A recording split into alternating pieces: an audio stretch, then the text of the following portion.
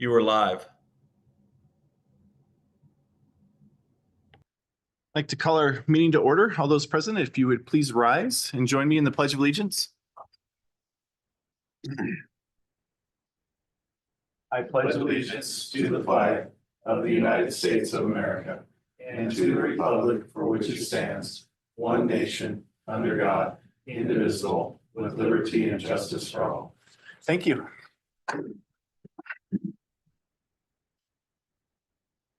Right. We do have some people present with us, so I'd like to thank you for being here. And we'll go ahead and get started. Look for an approval of the agenda. So move. Second. Remember your mics, guys. So move. Second. Roll call vote, please. Commissioner Incy, Yes. Commissioner Nelson, Yes. Commissioner Sudich, Yes. Commissioner Wilsey, Yes. Chairman Urbina. Yes. Any upcoming commissioner absences? All right, seeing none. Any communications? No communications. No communications. All right, looking for an approval of the minutes of our October 8th meeting. So move. Second. Roll call vote, please. Commissioner Incy, Yes. Commissioner Nelson, Yes. Commissioner Sudich, Yes. Commissioner Wilsey, Yes. Chairman Urbina. Yes. And that gets us to vouchers. I'll move that we approve accounts payable vouchers CLM 0000237 through CLM 0000335, payroll vouchers 201896 through 201914, ACH payroll transfers, all is outlined in the agenda for a grand total of $3,502,066.80. Second. Roll call vote, please. Commissioner Incy, Yes. Commissioner Nelson, Yes. Commissioner Sudich, Yes. Commissioner Wilsey, Yes. Chairman Urbina. Yes. And I did hear from the local, and there is no report for today's meeting. Gets us to chief's reports. Chief Doan. Just want to remind everybody that we are part of a commissioners meeting on December 10th. We're going to have a pinning ceremony that we're going to be recognizing some employees and possibly people from the community. So just want to remind people for that event on December 10th. And then Paul Stark is Washington State Task Force 1. They responded to Florida and North Carolina for the hurricanes. Washington State Task Force has returned home and Paul Stark is home safely. And then lastly, today I participated at Peninsula High School and gave a talk about career and job training and interview skills at one of the classrooms concerning their career job training classes that they have at Peninsula High School. So I did that today. So anyway, unless there's any questions, that's the end of my report. Chief Oldenburg. Good evening, Commissioners. Just one quick update on personal service contracts. I've been working with HR and the fire chief. We should have those contracts for the assistant chiefs and the exempt management employees probably in November. So we'll let you know ahead of time, and we'll work with the fire chief to get on the agenda with the subcommittee first, and then we'll bring it to the commissioners meeting following that. We've offered 4 jobs and all 4 have accepted those jobs. 3 females and 1 male. And we're excited about that. The operations team and training are working on where to have them, what academy to put them in. We're looking at partnering with maybe Tacoma or Kitsap County and West Pierce. So there's lots of options. We're trying to work on the timing for us and hiring, but we're thinking they'll start sometime in January. With that and with Chief Myers' retirement, Lieutenant Curran's retirement, we're working on promotions. So as you know, Chief Langlow will be promoted to the operations chief starting January. So we'll have a battalion chief and then lieutenants following all of that. So we're doing all of our interviews for promotions. Chief Langlow and I are, and we're working through those right now. We're trying to get them all done so that they can do vacation and shift and station picks coming up next month. So everything's moving along well. That's all I got. One other note, I know that we are scheduled for a November 26th meeting, and or whatever that Tuesday is. I think it's the 26th, but we do need to keep that. If you're thinking of not having it, we're going, you're going to hear we're going out to bid on this building today, and we need to have that meeting or a special meeting to approve that bid so that we don't have to wait 2 more weeks so I just wanted to let you know that. Thanks. Any standing committee reports?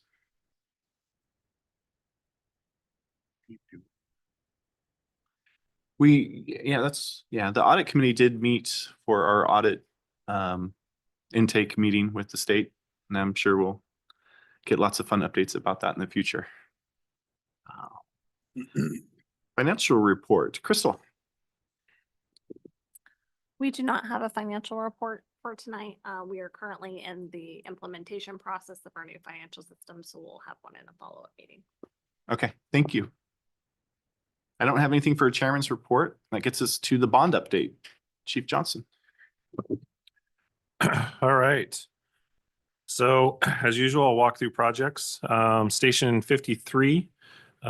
This Thursday, we have a punch list walkthrough with the contractor. So we've asked the contractor to go ahead and provide a list of the things he thinks needs addressing, and we will add to that on Thursday.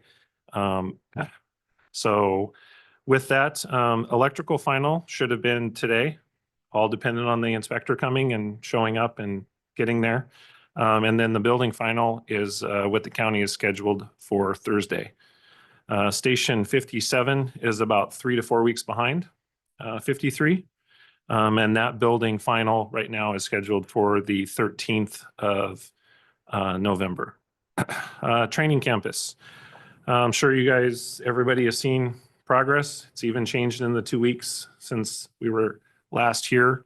The support building and the tower have both been cut to grade. What you don't see is from the parking lot and up here is it's about a 4-foot drop off from the parking lot to the grade of the tower. You have to be on the other side to see that. So they've moved a lot of dirt, did a lot of fill and compacted a lot. The corners of the building were surveyed late last week, and they are currently excavating and marking for the footings of the support building. Parking lot right outside the windows has been cut to grade. We have a few issues to deal with that, but that's also done. And then we've been working our way through various requests for information and submittals. So with anything, a submittal could be what the contractor wants to use for underground piping. We have to actually approve all of those things. So you can imagine what is involved in all of that. It's 10 or more a day that we work through. So that's what's going on with the training campus. I'll take a pause. Is there any questions about any of those projects?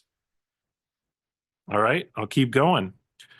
Station 50, as Chief Doan mentioned earlier, the repair, the roof repair and the work that needs to happen at 50, that went out for bid and was advertised today. So it needs to be advertised 2 times. So it's today and next Tuesday. Advertised in 2 different publications. We already have the roof permit, and then I'm working with Pierce County right now to finish out the commercial building permit, and they've been nothing but helpful in my discussions with them and phone calls and emails. And they're gonna hopefully speed that process up for us, and we'll get going on this building. Station 51, it kind of is much the same, working with the city to, I know it's a broken record, but working through some variances with the city. Sounds like there was maybe a miscommunication of a couple things, and I think we have that straightened out. So more to follow probably on the next meeting with that. And that's the end of the report for the bond update. Is there any questions on the last 2 projects? Thank you. Thank you, Chief Johnson. There's no old business on the agenda for today, so that gets us to new business. And the first thing under that is type 3 engine purchase. Chief.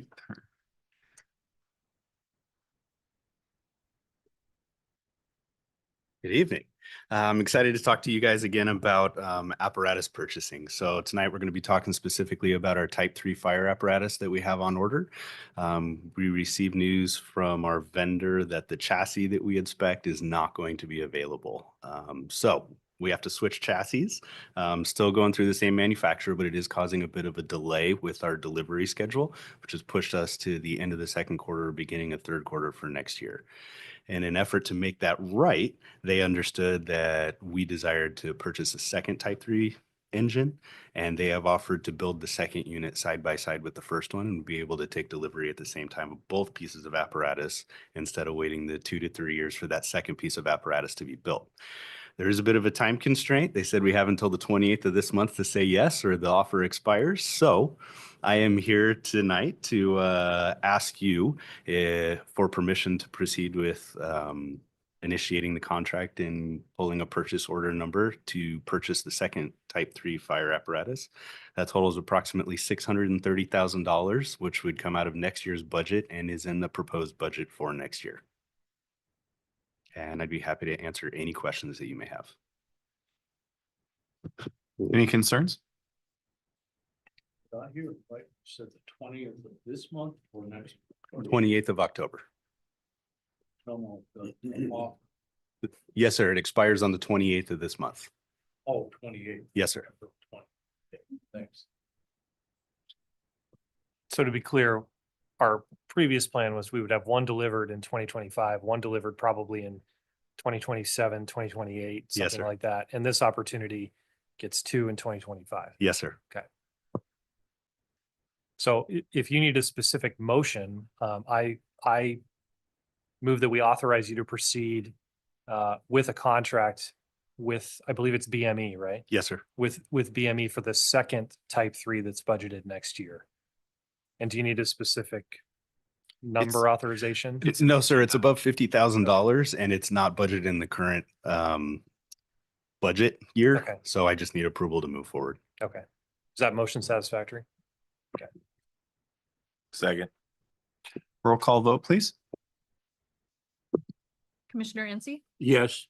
Commissioner Nelson, Yes. Commissioner Sudich, Yes. Commissioner Wiltie. Yes. Chairman Urbina. Yes. Thank you. Spend the money wisely. Yes, sir.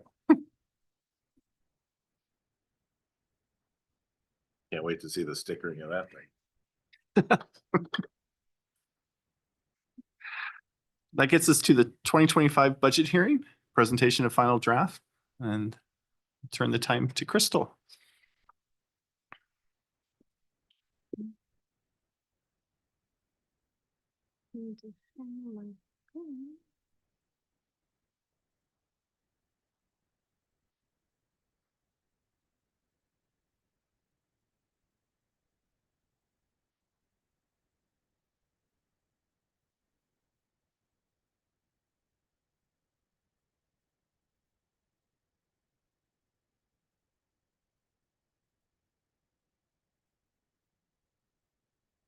Make it a little bigger for everyone.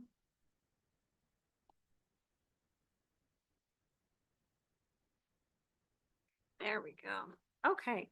Tonight we have the preliminary budget. This is the final draft, number 3, for tonight. It is included on page 17 of tonight's packet. Go through this here. Similar agenda and priorities that we've identified from the last 2 commissioner meetings. We'll go over some budget priorities, any base assumptions that has changed since the last presentation, and then we'll have some updates to the summary and the timeline. Same priorities as previous, balanced budget, that we meet our reserve requirements and our commitments and obligations. It also incorporates our multi-year capital asset plan. Here's our base assumptions for 2025. Includes our known retirements that Chief Stone has also mentioned are replacing our entry levels that are starting in January, 3rd year of our collective bargaining agreement. Anything that was one time in nature was removed from 2024 and going into 2025's budget. Anything that's contractually committed has been included. We include our debt obligations for the local program, reserves, and our capital asset plan. And then the one thing that we'll highlight a little bit in other slides, it does include planned investments from the capital asset replacement plan. A couple of the key drivers for 25 and why it looks a little different from 2024. We are implementing all of those apparatus and capital asset purchases in 2025. And then we're also continuing to maintain the existing fleet, aging fleet and facilities. So we do have an additional expense commitment, both from the operating perspective and from our capital perspective. Key considerations for this addition, not much has changed. We're still going off of our preliminary assessed valuation estimates from the county. We'll get final assessed valuation in December after budget adoption. Revenue detail we'll go into in another presentation. Here's our budget structure for 2025. A couple highlights here that you'll notice: communications. There has been some shared responsibilities there in communications between finance and admin and our IT section and logistics. So that's the only structural difference here. Preliminary budget, you'll notice here we have 45.3 million. This highlights the specific percentages and dollar amounts for this addition by each division. Same information, but displayed by expense type. So salary, benefits, maintenance, operations, and our capital, and then our associated transfers. Same information, but displayed in a different way. You'll see our year-over-year change from 2024 to 2025. Our net change, a little bit of a delay, sorry about that. Our net change from 2024 to 2025 is 3.7 million. That is split mostly between our salary and benefits updates, with CPI being at 3.8% and associated increases for the collective bargaining unit, and then a significant investment in our capital investments and transfers, mostly for apparatus that we've already spoke to. A couple notes on our preliminary budget updates. This does include anticipated retirements. It does include updated rates for our labor and industries. And then in terms of our capital investments, it includes our debt payments for SCBA and our EMS equipment that we purchased last year. Those debt payments will continue for the next 4 years. It does include some increases in our repair and maintenance lines for our specific locations. Station 50 does have a small component that is outside of the insurance reimbursement. Our arriving engines in 2025, there are a component of that that we will pay for on arrival. We've paid most of that in 2024. And then we do have some additional replacement of vehicles at the end of their life cycle. What's also included in here is what Chief Peterson had mentioned for that type 3 is included in this plan. For those that like the additional detail, this is by the specific program and department. It does include the preliminary budget for this year, as well as last year's adopted budget and the change by each division.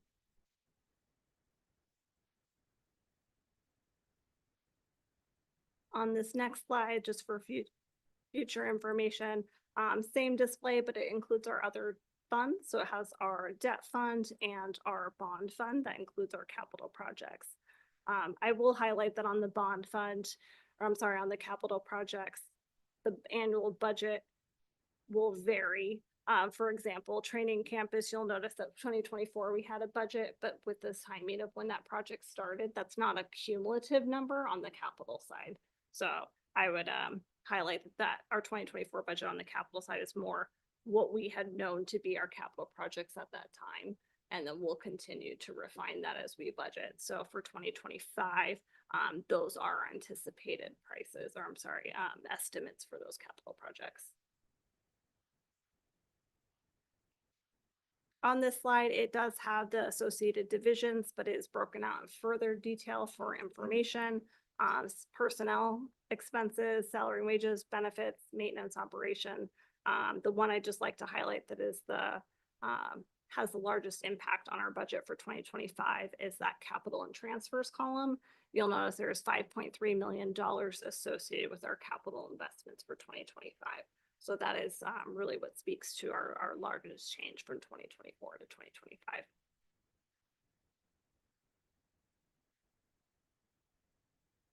Here we have the Go Bond Fund. This is our debt and principal and interest payments. This is both for our bond projects as well as our local loan program for the SCBA and EMS equipment. Here's our capital fund at 24 million. Most of the financials within that fund are the capital improvements, followed by a small amount for professional services and transfers. This one's probably a little more helpful. It gives you that $24 million breakout by each corresponding location and the spend projected for 2025.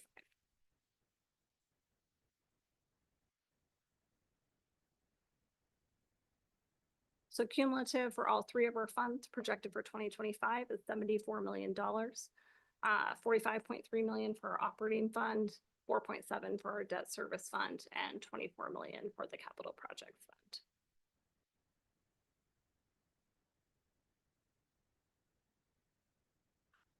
fund. Before I speak to the budget timeline, does anyone have questions about the final draft?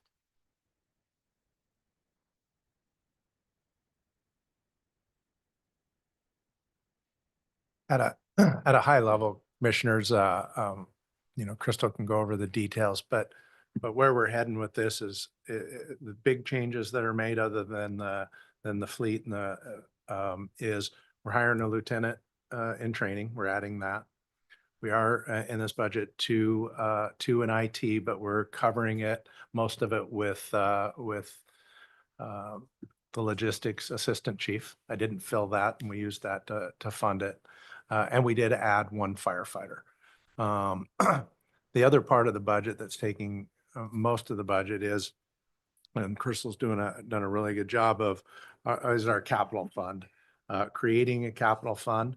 And if you think about it, right now we're buying new stuff, the SCBAs, the defibrillators, the engines, the fleet, the facilities. We're also repairing and maintaining all of our old stuff. And we are also putting a budget together to replace all this stuff that we're buying now for the future. So we kind of got three things going on at once. But the good news is we can do it. And so it's an exciting time to get the new stuff, but we got to repair and maintain the old stuff, and we're planning and putting money away for, to really buy these engines that we're buying now and replace the roofs and do all the capital maintenance. And we have a capital fund for the first time. So I want to thank them, and they did just a really good job. But at a high level, that's where we're headed. Great. So we'll go through the timeline. Today was the final draft for the budget. We will go through on the next agenda item, the revenue hearing. We do have budget adoption scheduled at the next meeting, which is November 12th, and then the corresponding legislation and approvals are due to the county assessor's office on the 27th of this month.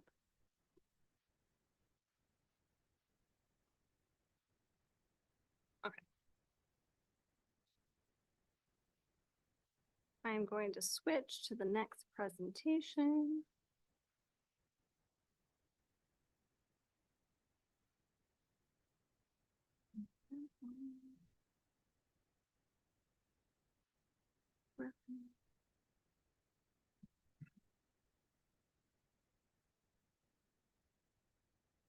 So the next part of the meeting will be the revenue hearing. That's what she's preparing for.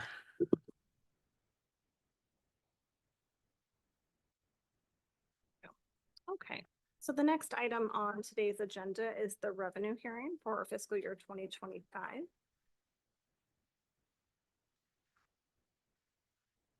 So in the state of Washington, as a taxing district, there is an annual review and publication of the taxes and revenues associated with a fire district.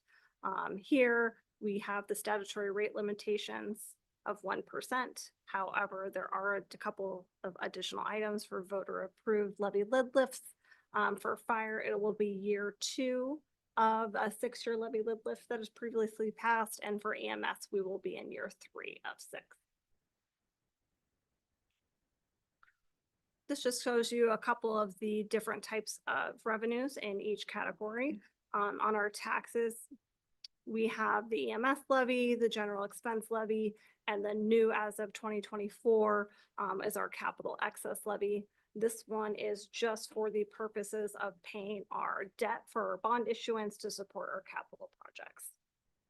Intergovernmental, for the most part, are grants. GEMT is our ground emergency medical transport revenue. And there's some slight taxes on the excess and leasehold side.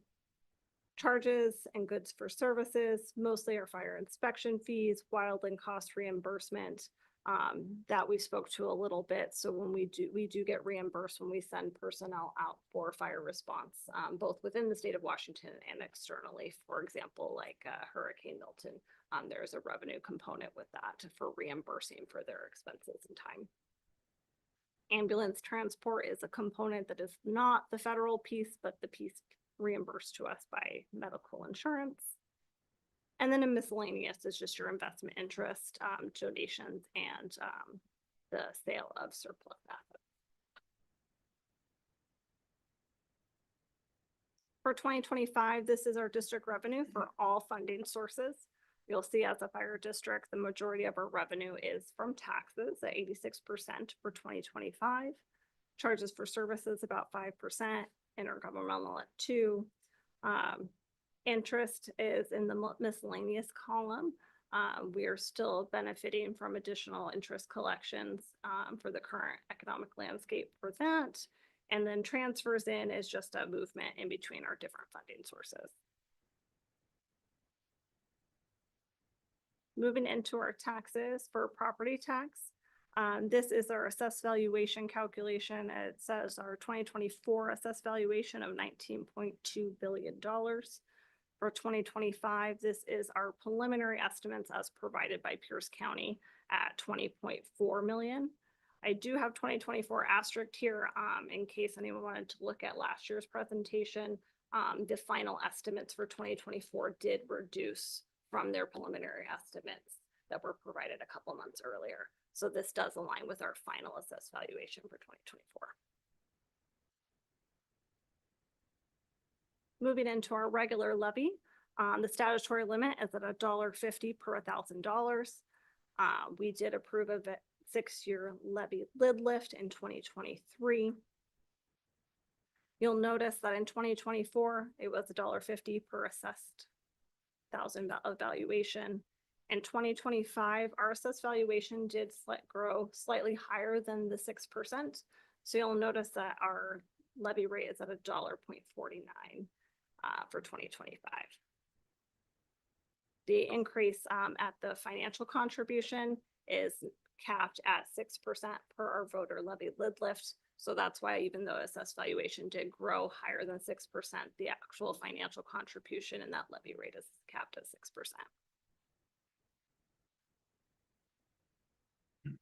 For EMS for 2024, it was $9.6 million. You'll notice that that one is also asterisked for the same reason as our fire expense, is that our preliminary AV did reduce at the final amount towards the end of the year.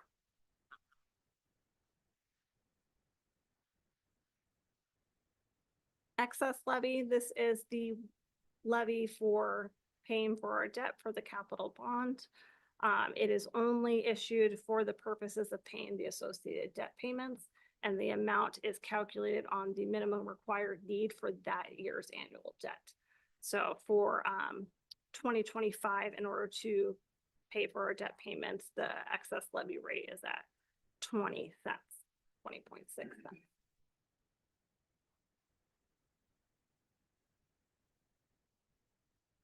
Property tax. This gives you a highlight of all the associated funds and all the associated taxes, both of the EMS, fire, and capital excess levy. I've included 2022 through 2025 for historical purposes.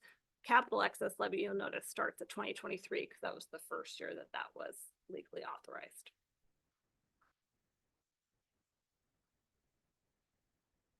Property tax for all funds. Here it's $45.3 million. Those first two, fire expense and EMS, go to support our operating fund, and the capital levy is just for the purpose of paying for the debt for our bond fund and capital projects. Here is our tax rate for all three levies, 49 cents for EMS, $1.49 for fire, and then 21 cents for capital.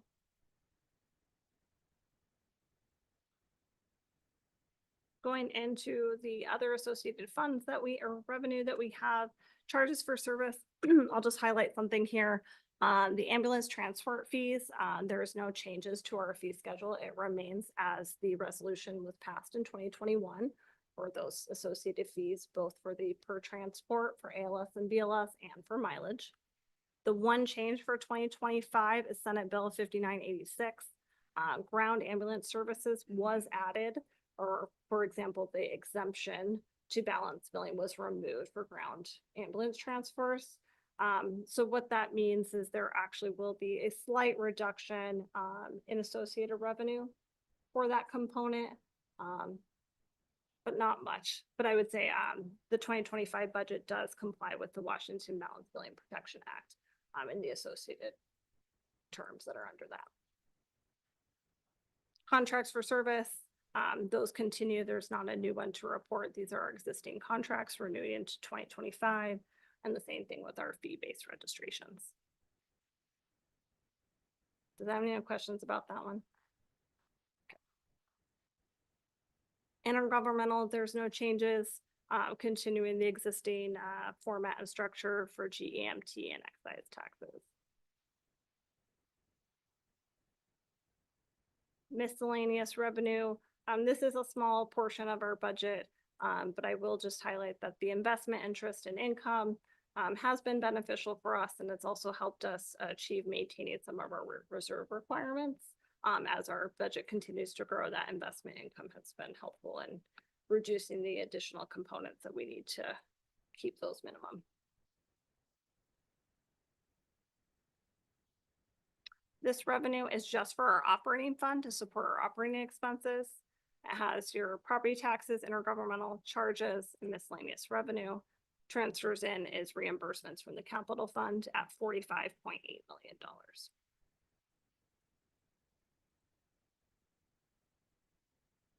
For those that like to see the additional detail, this goes into the detail of our property taxes and additional detail for the other category types, both for 2025's preliminary budget numbers as well as 2024 and 2023 for reference.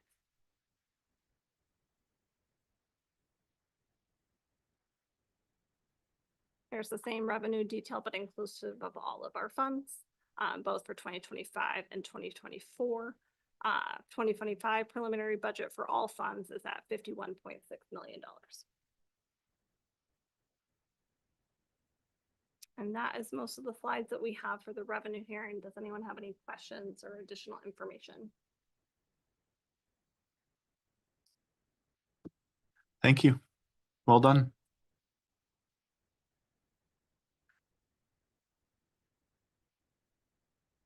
So the next items on the agenda,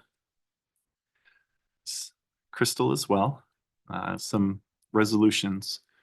So I'll let her get that loaded up here.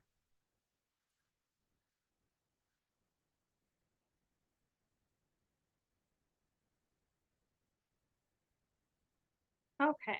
And these are the first readings of these, Yes. Crystal? Okay.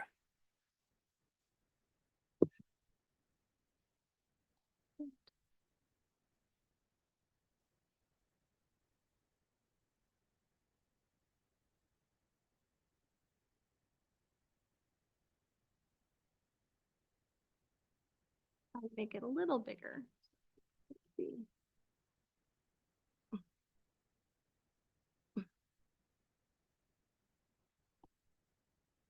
Okay, there are 4 resolutions that are included in tonight's packet. No action is necessary. It is the first reading of the resolutions that will be included for action and approval on the November 12th meeting. These are the resolutions that are inclusive of the adopted budget. One being the budget adoption document, which this resolution doesn't have a number yet, but will at the next corresponding meeting. This is on page 58 of tonight's packet. This just highlights the current year's preliminary assessed valuation and the percent inclusion of new construction for both our fire and EMS levies, as well as the proposed revenue levy for all three funds, both for capital, EMS, and fire. The second resolution that is included in tonight's packet is on page 60. This one is specific to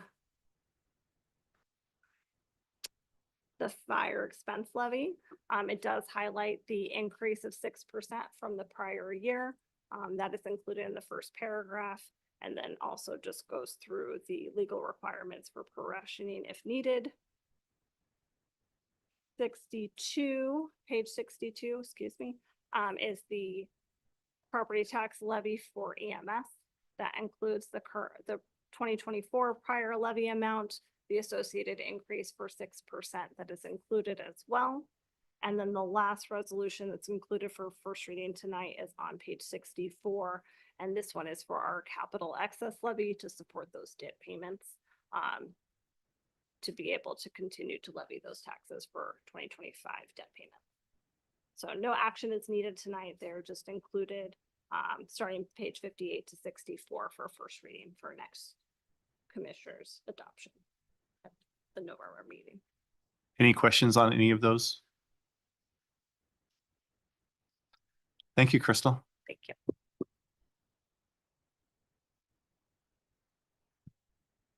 All right, it's now time for open public comment.